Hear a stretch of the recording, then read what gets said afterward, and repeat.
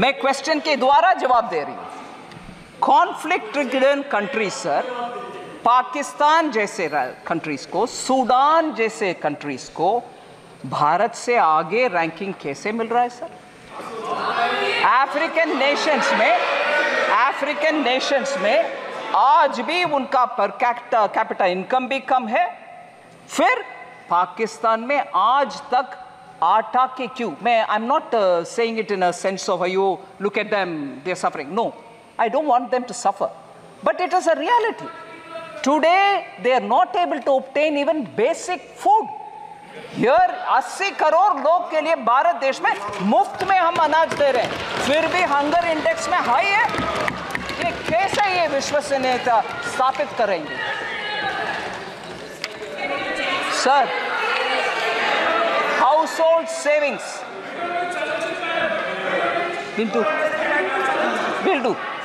Household savings at 50-year low, while household debt has been increased.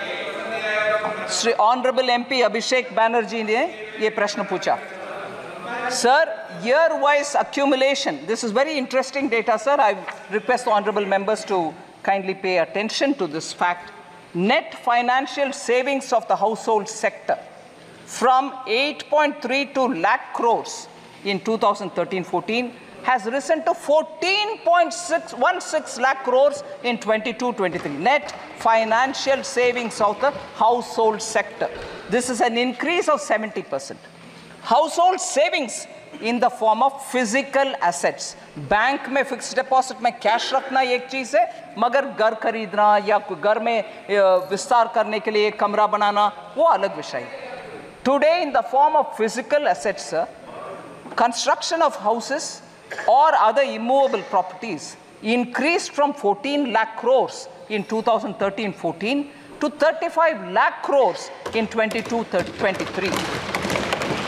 It clearly indicates a shift of savings in the form of physical assets rather than in the form of financial assets.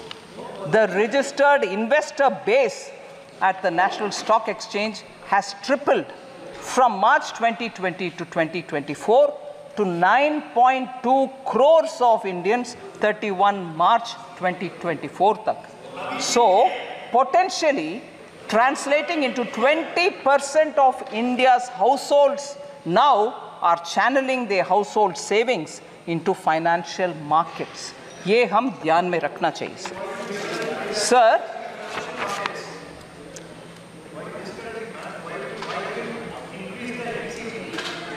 I'll come to that. I'll certainly come to it. Sir, SC के ऊपर, OBC के ऊपर बहुत सारे विषय हमारे MP गण बात कर रहे हैं.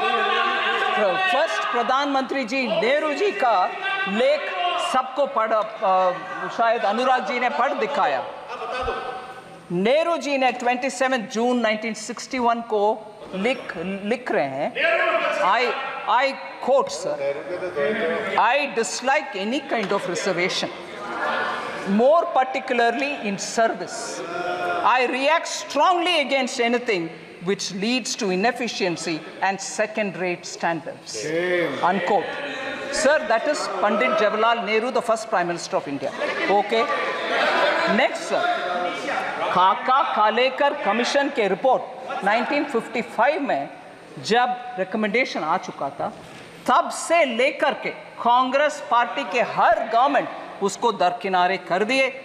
बैकवर्ड कमीशन के कोई कुछ सोच नहीं था.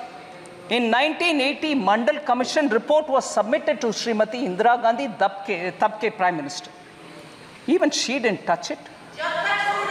एंड तब के कांग्रेस के नारा में बोल रही हूं sir, my Hindi is not very good but I still say it. What was the slogan? ना जात पर ना पात पर मोहर लगाएगी हाथ पर. सो जात तब नहीं है, पात नहीं है, मगर अभी बोला जा रहा है जाति. जाति. कितना लोग हलवा में थे, कितना लोग हलवा फोटो में थे, कितने नीचे पे थे.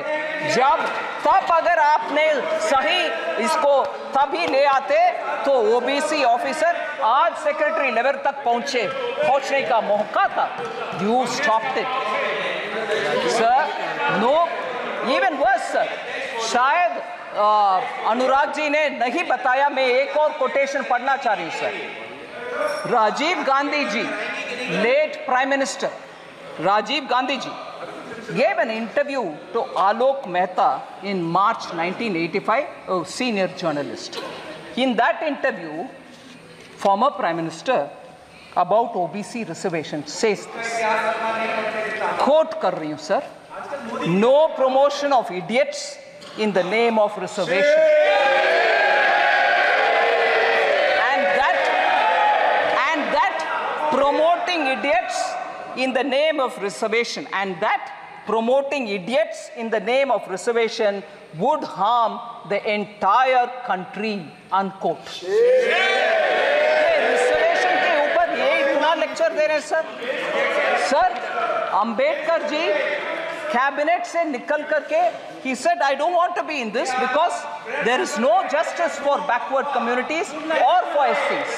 उनके चिट्ठी, ये सब विषय लंबा सा चिट्ठी सर, मगर वो रेलेवेंट पैराग्राफ में पढ़ रही हूँ. So he said, quote, I will now refer to another, second in brackets, matter that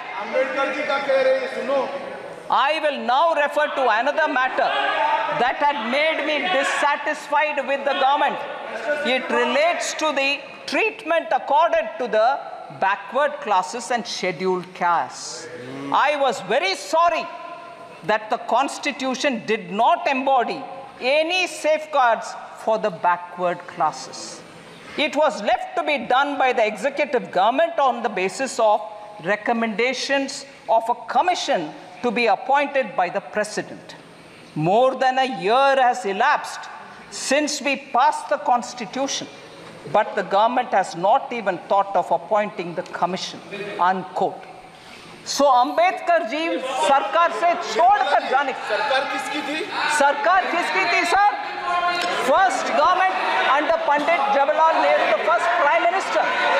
इनके दादा परदादा के बयान ये सब है सर.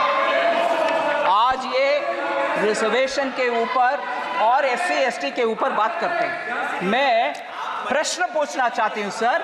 अभी अखिलेश जी, नेताजी, लोहिया जी इंग्लिश में बोलते हैं सर. अरे लोहिया जी, नेताजी खिलाफ तो सब है. इंग्लिश में बोलते हैं चैरिटी बिगिंस फ्रॉम होम. सुनिए charity begins from home, meaning आप जो दूसरे को बोल रही हो वो आप पहले कर दिखाओ. मैं पूछ रही हूँ सर, राजीव गांधी फाउंडेशन में कितने SC हैं, कितने ST हैं, कितने OBC हैं? क्योंकि बाहर के वाले लोगों का नाम पढ़ना नहीं है. 9 लोग हैं, कोई SC नहीं है. Charity begins at home sir. आप पहले आपके व्यवस्था सही करो, SC को दो, फिर आकर हमसे पूछ लो भाई. ये बोलो सर. फिर दूसरा एक उदाहरण देती हूं sir. Rajiv Gandhi charitable trust, उसमें 5 लोग हैं बोर्ड ऑफ ट्रस्टीज में. नाम नहीं पढ़ रही हूं सर, मगर मुझे एक भी SC नहीं दिखाई.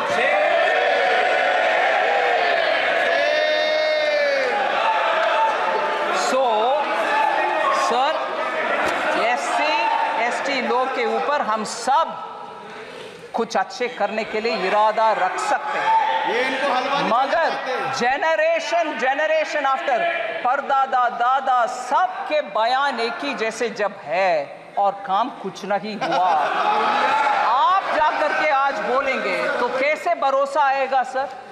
और ऊपर से हलवा जैसे एक इमोशनल सेंटिमेंटल मैटर जिसमें पूरे उस मिनट का फाइनेंस मिनिस्ट्री के स्टाफ बंद अंदर कमरे में ये रह करके काम करते हैं, उनके मुंह मिठा करने का काम में आप ऐसे प्रश्न चिन्ह के साथ.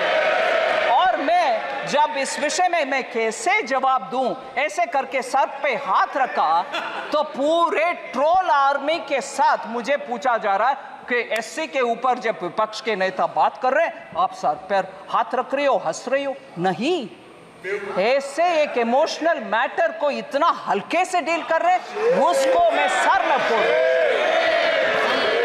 Sir thank you very much sir, मैं बजट के लिए कुछ इतना समय दिए आपके लिए मैं धन्यवाद।